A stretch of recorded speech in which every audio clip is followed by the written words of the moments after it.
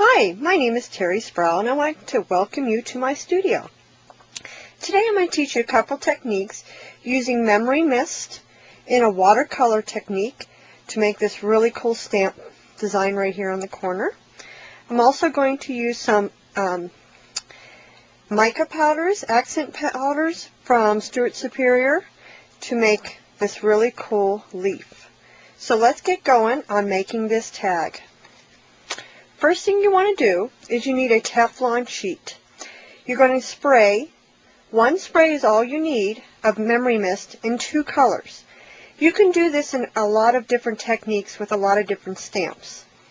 I'm going to put one spray right there of the green, and that's actually the color I'm using is wheatgrass. I'm also going to use this iced coffee. I'm going to spray that again onto the Teflon sheet. Close, but I don't want them to muddy. I want them to be separate colors.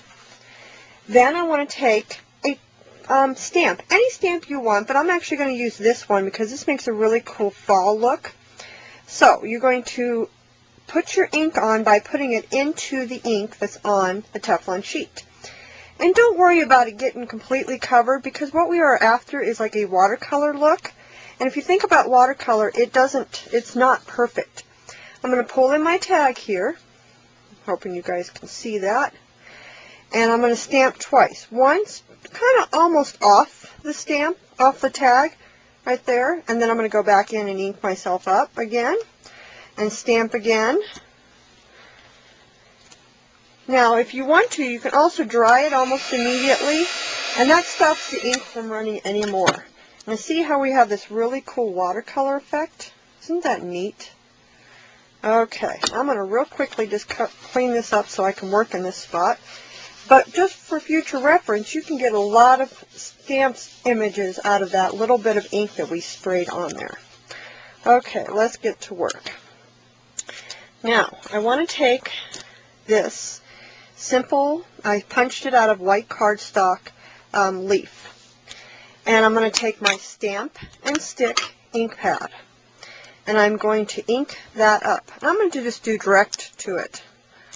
You could take your re-inker and put it onto the palette sheet here and then actually paint the ink on.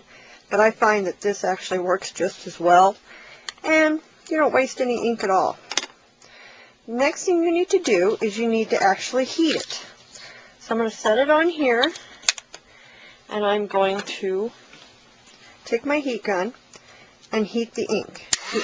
And what this is doing, it is activating the ink that we put on, and it's making it kind of tacky. And it doesn't take long. It takes about 20 to 30 seconds-ish to get it to activate completely. Okay.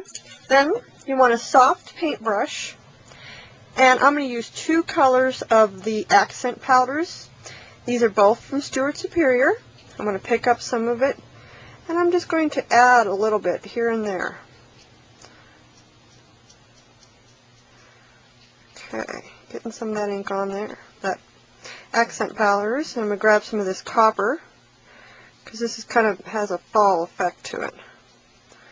And add some of that around.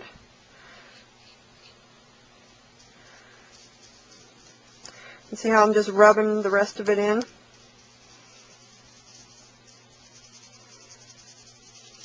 Now, as far as the excess, the easiest way to get all the excess off is a cotton ball.